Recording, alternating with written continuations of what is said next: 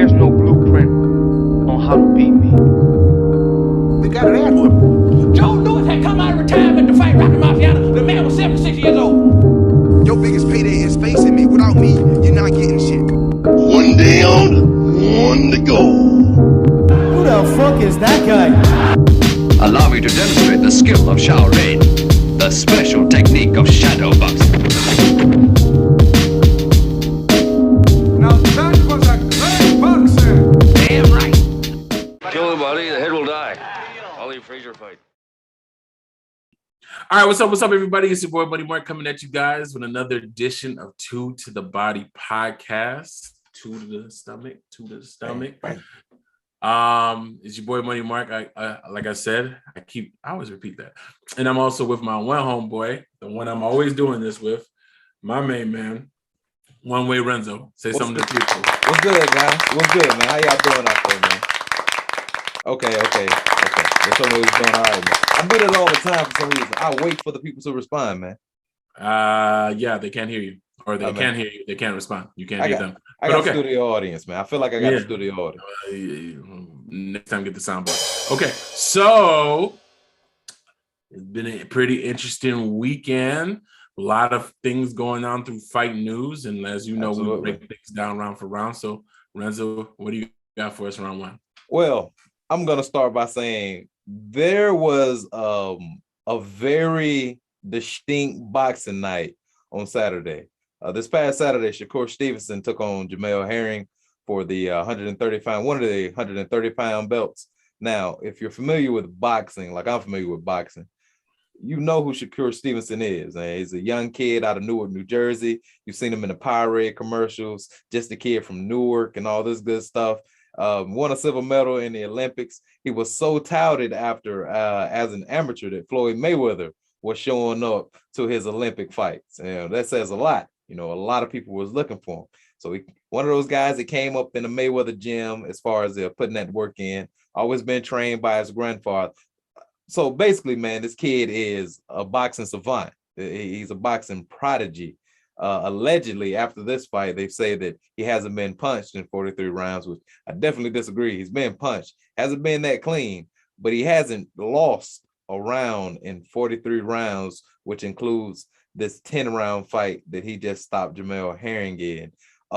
Mark, if you go back and watch this fight, you'll be impressed with the defense that this kid has. This dude is really a punch and not get punched type of guy. One of the mottos that he comes out and talks about all the time is being able to swim and not get wet. And to tell you how good this dude really is, Kanye was in the building. Michael B. Jordan was in the building. Who was in the building?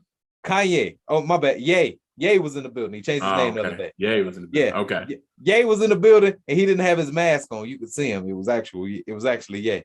We had Quavo walk out Shakur Stevenson, which was funny. They came out to the straightening song, and so that was. Sometimes you need a little straightening, bro. Sometimes you need it.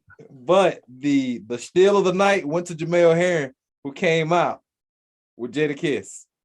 And the first lines of his song was, "Fuck the frail shit." What song is that again? Hey, man, we gonna make it. We gonna make it. So he came out we gonna make it. So it was a great night for boxing, bro. Like, stars were in the building, and they were there to see a young man shine. And that young man is about to be a star. He's about to be a star right fast. So, okay.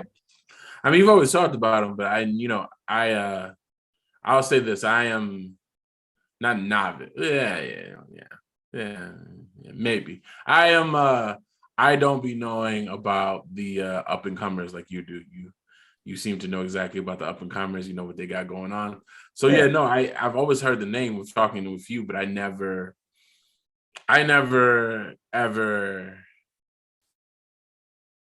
I just never necessarily got a chance to see the kid fight. So how was the fight? It was an amazing fight from round 1 until the fight was stopped by the referee in round 10. This man just pieced up this other man. He was not in the spots where the other dude was swinging the entire fight. And and the other man is a dog. Like, is a former Marine, champion, great fighter all around. He just couldn't do anything with this young prodigy out there, bro. And that's why it was important for me to see this fight in particular, because I haven't spoken about Shakur Stevenson at length before, but now it's time because he did that to Jamel Herring. He did that to a guy that beat Carl Frampton. He did that to a guy that went toe-to-toe with some other guys in the 130 division. So he's up there now. He is up there. It's time, bro. Okay. Put him out, man. Put him out. Well, that's what's up. That's what's up. So let me ask you this: with him being a superstar, like what is there a potential matchup out there for him? Is there like a super fight out there for him? Because typically speaking, when you have these guys, there's always like the potential super fight. So there's like a super fight that could be in the making for him, or where is he at now in that process? Oh, right now he's focusing on the other belt holder in his division, one of the other belt holders in his division named Oscar Valdez. Well, I think it's Oscar Valdez. He's focused on him. He wants that fight. The two other belts in the division are currently vacant. So if they could get that fight and possibly get those other two belts on the line, they could actually have not only a unification fight, but an undisputed fight.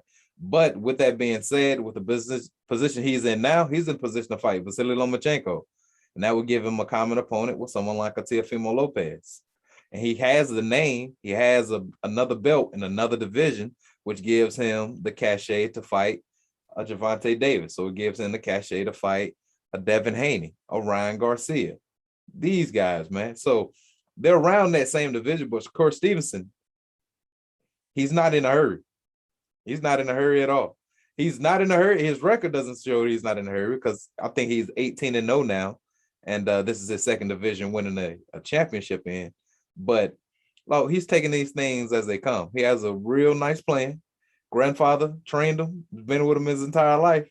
Nice head on his shoulders, man. He knows what he's doing. And I love to see it. Okay.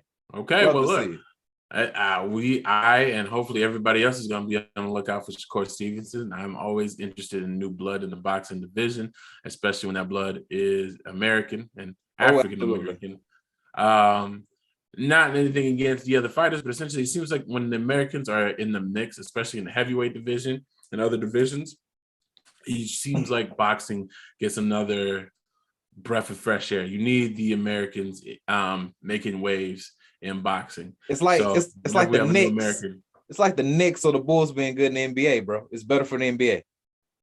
Yeah, I don't know about the Knicks, but yeah, the Bulls definitely. But anyway,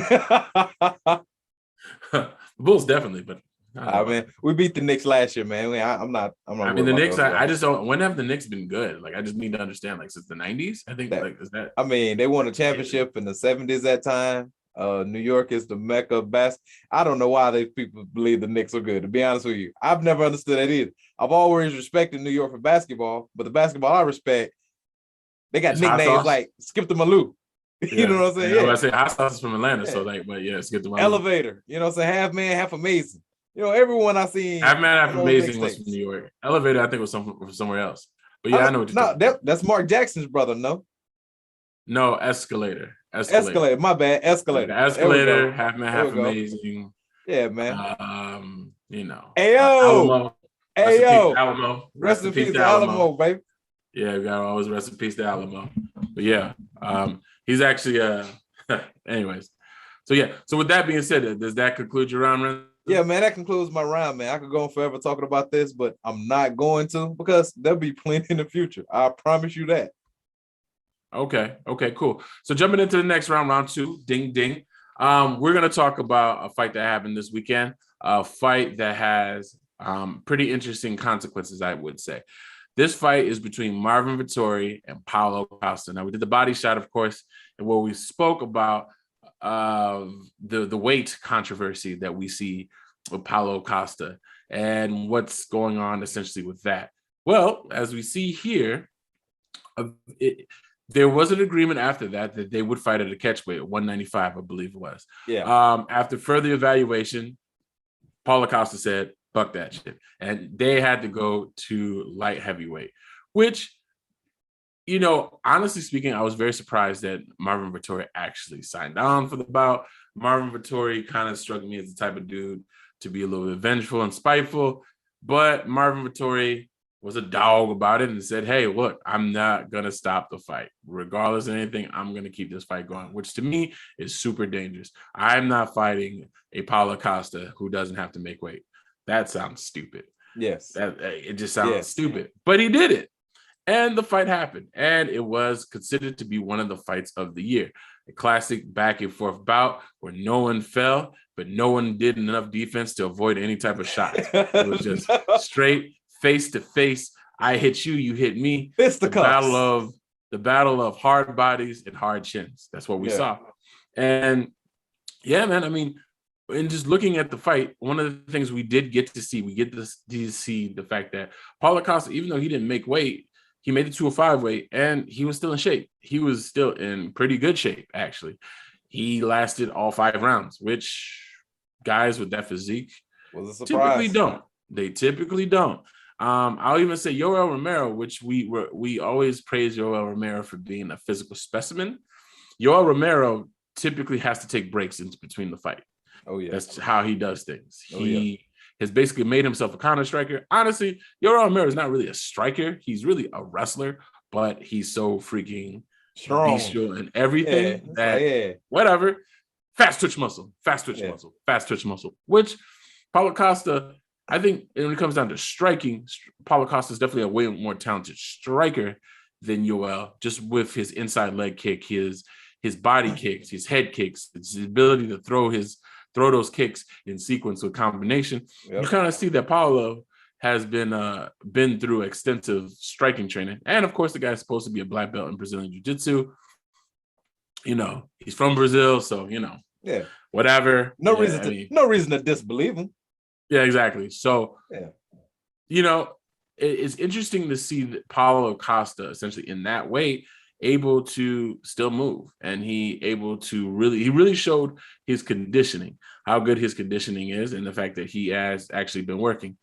So coming down to the fight, essentially, with this going on and this strenuous fight going back and forth, we see that Marvin Vettori was able to actually outlast Paulo Costa. Even though Paulo Costa kind of took the 5th round, it was just Marvin Vettori's will, gut, and Marvin Vettori, I believe, landed or threw a record amount of significant strikes in that fight.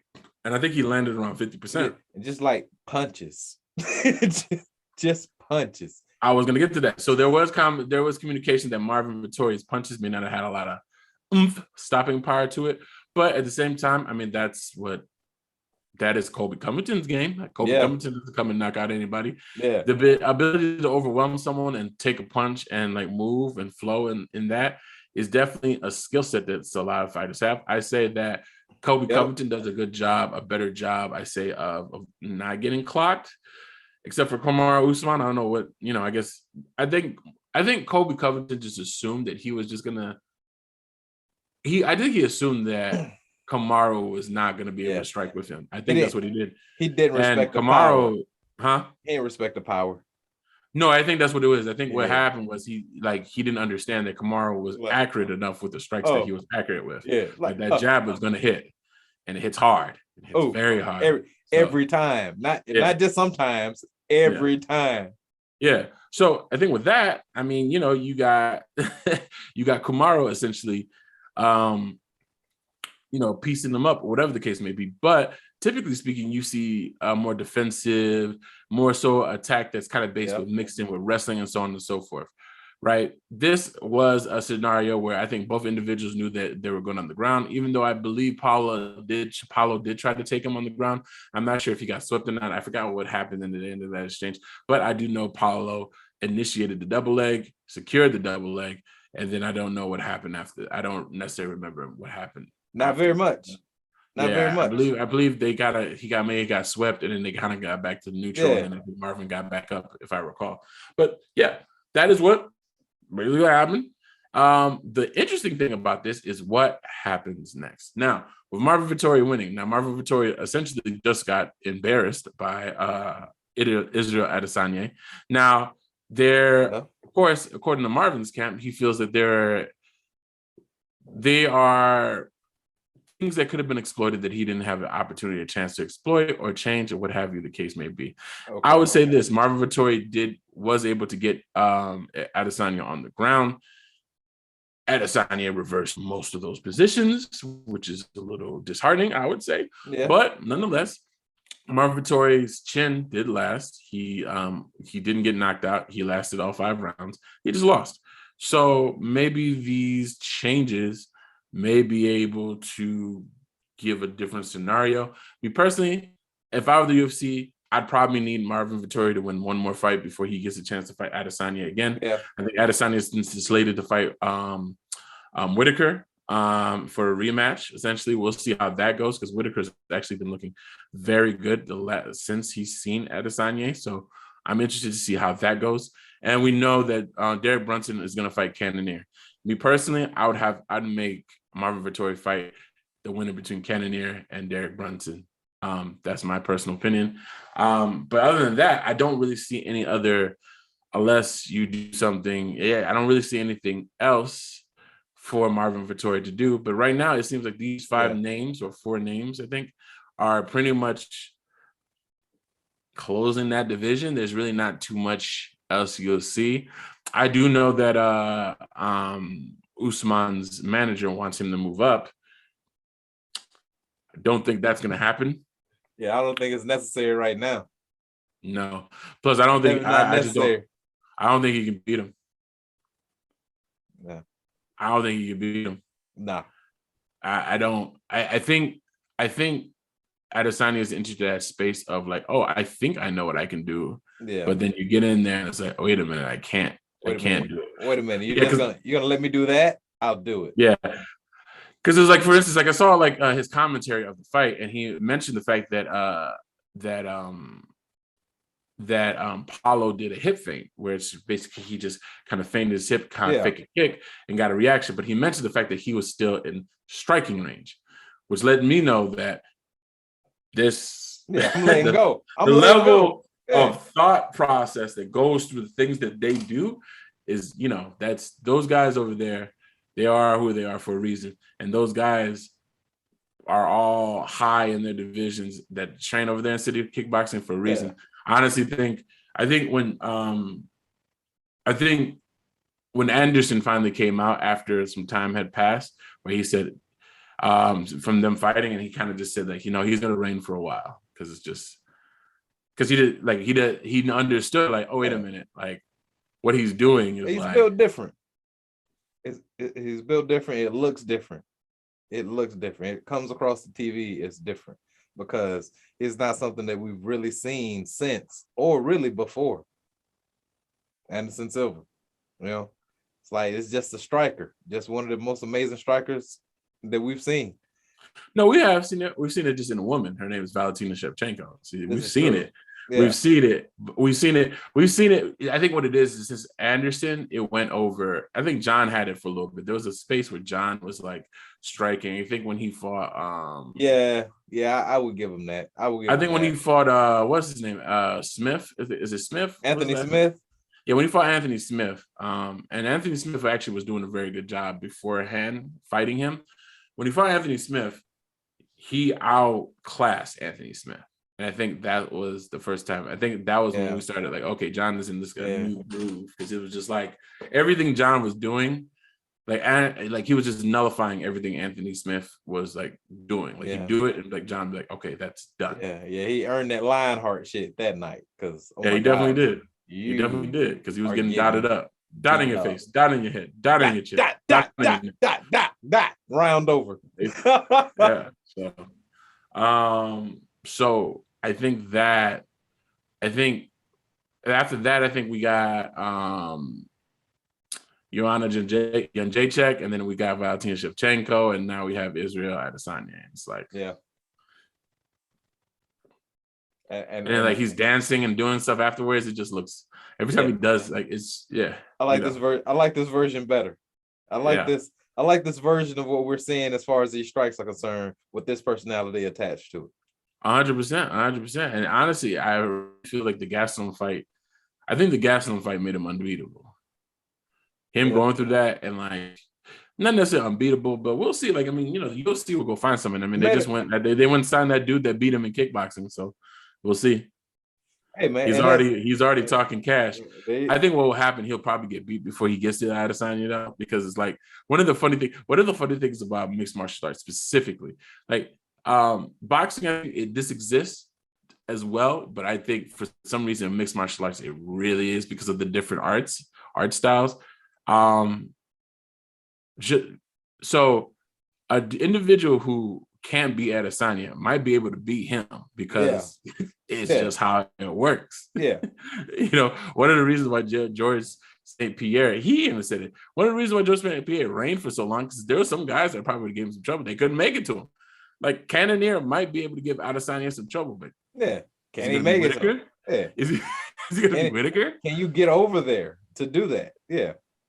And the underboss is sometimes harder than the boss. It'd be like that sometimes, man. Sometimes. So honestly, there's that. I wonder what's going to happen with that. Want to go as far as for Paulo Costa. I will say this: Paulo Costa has made weight and has not missed weight in the middleweight division. I believe the middleweight division. Yeah. He has not missed weight. So I mean, there's that to be recognized and that to be called to attention. Also, as well, Paulo Costa is still pretty dangerous, and I think that there's some good matchups for him in middleweight. But I wonder what's going to happen, because I will say this: the path up to light heavyweight may be a little bit more difficult. I like his skill set. I just feel that he's not tall enough to kind of deal with a lot of those opponents, because him versus Thiago Santos sounds interesting, but Thiago Santos is longer and he's still striking with the same type of velocity and accuracy. So I wonder how that's going to work. Yeah. Bellator. Dominic Reyes. Bellator. I think he could beat Dominic Reyes. I don't know if he's going to be able to be. I don't know if he can beat Dominic Jan Reyes. Blachowicz. I don't know if he can beat Dominic Reyes. He can, because Dominic Reyes cannot handle. He can't handle pressure. That's how Jan beat him. Yeah, he can't handle pressure. He can't handle pressure. If you pay attention to what John did at the end of that round, if John were to fight Dominic Reyes again, he'd fuck him up, because at the end of that round, what John did, he just walked forward. He stopped trying to evade his punches. He stopped trying to play the distance game. He just walked forward and put pressure on him. And that's how he won that round, that fifth round. That's how he won that fifth round. Dominic Reyes can't handle pressure. Like Jan was. That's a good one there. Hey, man, I will save him from Bellator. Not quite yet. Not quite yet, Paulo. I think Paulo could beat Dominic Reyes, because I just think that if you look at Jan Blachowicz, like that fight, Jan was putting pressure on him, and most of those punches was missing, but he always caught him with that nasty body kick. Yeah. It was just cack.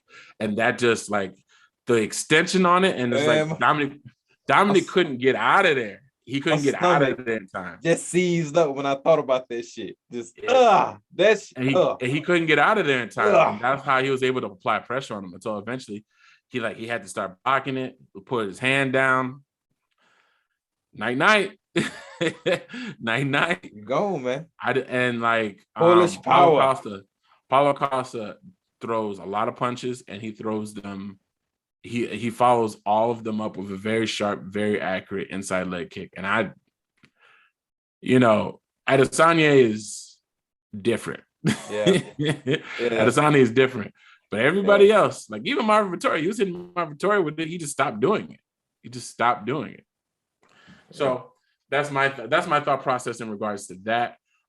It's going to be interesting to see what happens in that division. It's going to be interesting what happens with Marvin Vettori and Paulo Costa. I'll be glued to it. Absolutely. With that, I'm going to conclude this round. Renzo, you got anything for round 3? I don't have anything for round 3. You got anything, man? Okay, so like I said, every time we do one of these, we always have to make the announcement that we also do verbal combat as well. That's it, man. But we also do battle rap as well. Battle rap is definitely something that is great interest to us. We love combat sports, and this is a combat sports. You get everything. You get everything. So, with that being said, I'm not sure. I don't know how abreast the audience is to URL, but the Ultimate Rap League has had a partnership with the Caffeine, the app Caffeine, or the company Caffeine. And since this partnership has happened, what URL has done, instead of course, just the pay-per-view model where you have to pay for the pay-per-view, now URL is streaming their battles, their Like the battle Zone. cards. Huh? It's like the Zone. Yeah. Well, no, because it's free. So the Zone, no. The Yeah, Zone is I not mean, like the Zone. the Zone should be free. Let me say that. Yeah, okay, there you go. You're right.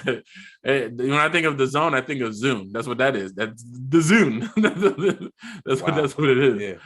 The Zune Yeah, actually was a Zune was actually dope. My Zune was off the chain. Bro, hey, we could talk all day about some discontinued devices that will come in so handy right now.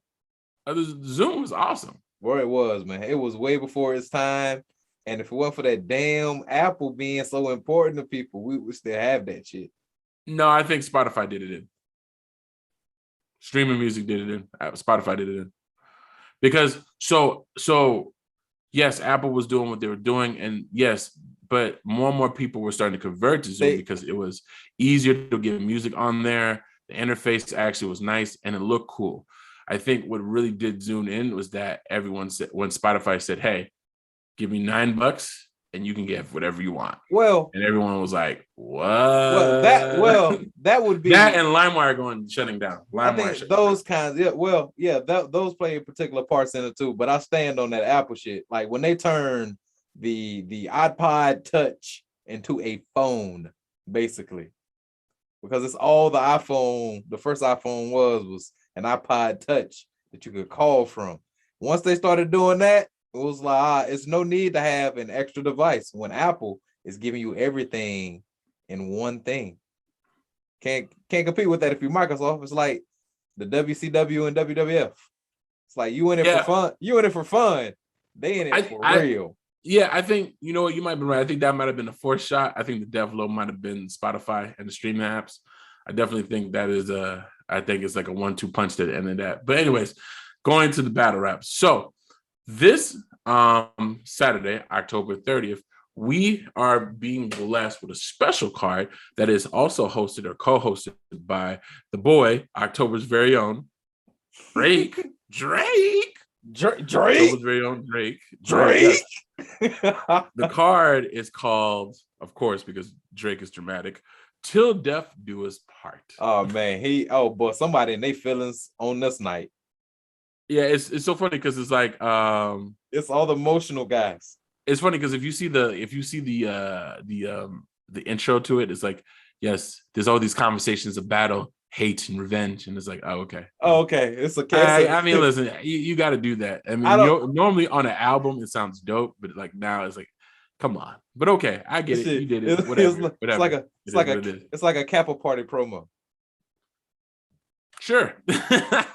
It is. Sure. I'll take your word for it. It is.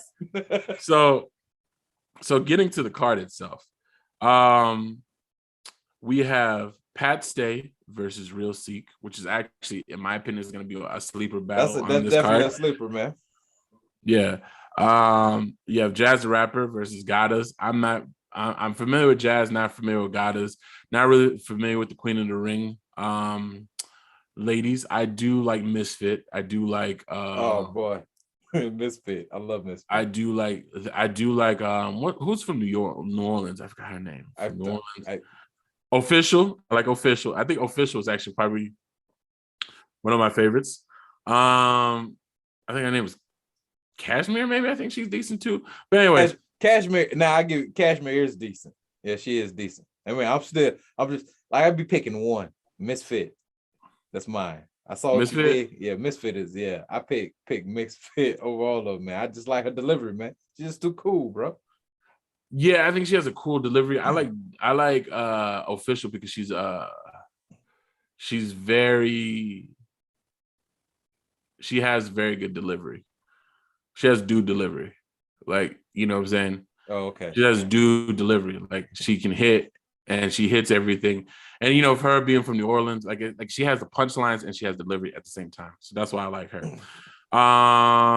T-Rex versus Rub Nitty. Yeah, that's gonna be interesting. That's gonna be loud. Yeah, that's gonna be interesting. Then we get into it. We got Sue Surf versus Calico. And now we're getting into the main card. Yeah, Sue Surf versus Calico. That looks decent. We got Murder Mook versus Easy, the block captain. Easy coming off that epic battle against Chess. And Murder Mook coming off. Surf coming off that epic Summer Madness win as well, and Calico coming off his Summer Madness, I guess, win. I don't know if we did that. Look, both of them coming off wins. We'll put it at that. Yeah. Well, I mean, Geechee on here too, but I mean, all right. But then we got Tay Rock versus Twerk, New Jersey Twerk. Yep. That's gonna be cool. There's gonna be a lot of guns and pow and action going on with that. And we're here. The crowd is definitely gonna get into that. And then, of course, we cop off the night with Loaded Lux versus Geechee Gotti. Now, we're looking at all these. The ones to look out for, in my personal opinion, is Sue Surf versus Calico. Okay. Pat Stay versus Real Seek. Murder Mook versus Easy, the block captain. Murder Mook is just going to give us a whole bunch of Harlemisms. Absolutely. That's what he seems to do. He seems like he doesn't wake up for anything that's not like Lux. Nah, bro. Nah. You know, I mean, it's either personal or, you know what I'm saying? It has to be personal or it has to be like, Mook is sometimes, in my personal opinion, like he showed up for Tay Rock because he had an issue with Tay Rock. He operate like let's say a college football team that loses in the championship game in their conference, and they don't really want to play that bowl game, that bullshit ass bowl game in the next few weeks because it don't mean nothing. Don't mean nothing. And of course, Loaded Lux versus Geechee Gotti is a very interesting one. I honestly don't know. Now, I am a Lux fan. And let's just say, if Lux does what Lux is supposed to do, Lux should easily win this battle. But Lux, like when I was talking to a whole bunch of my other homeboys, I was just like, if Lux shows up and raps, he'll win. But if Lux shows up in a karate gi or some other shit, he might lose. Because he doesn't, like, sometimes his gimmicks do too much. Yeah, I mean, yeah. Like, you think about, in fact, if you think about every gimmick he's ever done has backfired on him. Yeah. Like, the hearse backfired on him because he didn't understand. It was his first time in front of a crowd like that. When he hit him with Harlem Hospital giving beds out, he froze. The Black Panther outfit worked against him because Hollow Dodonna is very observatory and he can, you know, say it, and that worked. Hey, that was a horrible time, man. That was a horrible time for my man Lux, man. I mean, I think Lux won that battle. He edged it. I'm just saying, like that right there, that situation you put himself in, like only Lux can get up out of that because Lux can rap his way out of that. A lot of people be up there saying like Papa Doc after that shit happened. 100%. So I just feel like if Lux just shows up and raps, he should beat him. He should. But he's gonna get Geechee Gotti's best. He's gonna get his best. Hopefully. 100%. He's gonna get his best. I was watching the face-off, and Geechee actually had a very interesting point. Like all the dudes that he's faced that are supposedly this new era were kind of built in his era, so they knew who Lux was. And I don't know. I don't know you. I don't respect you like that, bro. You ain't nobody, and that's why we cover battle rap on Two to the Body, because it lines up the same way we talk about fights, bro. Like you might get got. He has nothing to respect. Nothing that you've done, he has to respect because he wants. No, I think he does, but it's a different type of respect. Yeah. Like Sue Surf, when Sue Surf stood in front of him, like Sue Surf understood, like, okay, this is the rap guy. This is the guy that does it. And he acted like that. And ultimately, I think it's probably why he lost the way he lost. So, but your boy is talking like, nah, I mean, that's not what's going to happen here. You know, that's not all is going to happen here. So it's going to be very interesting to see what happens. True. I think if I were to give my picks, I think that Lux will win his battle. I think Surf and Calico is going to be a debatable. I'm waiting to see the face-off. They haven't dropped the face-off yet. I'm waiting to see the face-off. The face-off is going to tell me because they're both very dismissive. Yeah. And they both talk very aggressive, I can get you shot type-ish. So, I mean, you know, we'll see what happens with that. But yeah. The face-off is equivalent to the weigh-in press conference, bro. Everything lines up for punches to be thrown, and these are going to be verbal assaults here, bro. But, like I said, man, like, Geechee Gotti has a chance because Loaded Lux might be overlooking. He might come out and be too loaded. Maybe. Might be too much of himself out there, man. It could always get you caught slipping. Maybe. Listen, if he can lose to Arsenal, when Arsenal was choking rounds, he could lose to Gigi Gotti. Yeah, it's not a wrap. Any given Saturday, I guess. Any given Saturday. But with that being said, man, I think that concludes the rounds. Renzo. That's it, man. Definitely, guys. Like, share, subscribe. Definitely continue to support the Logical Crazy Talk Network. We have some issues. We have some announcement that we're going to make about the Logical Crazy Talk podcast. But continue to support Sneakers Saturdays as well. I appreciate you guys being patient with us not getting Sneaker Saturdays this past weekend. But yeah, guys, continue to support the channel. We definitely love and appreciate every subscriber and every view that we get. And with that, say peace. Peace, man. Damn right. Kill him, buddy. The head will die. I'll leave Frazier fight.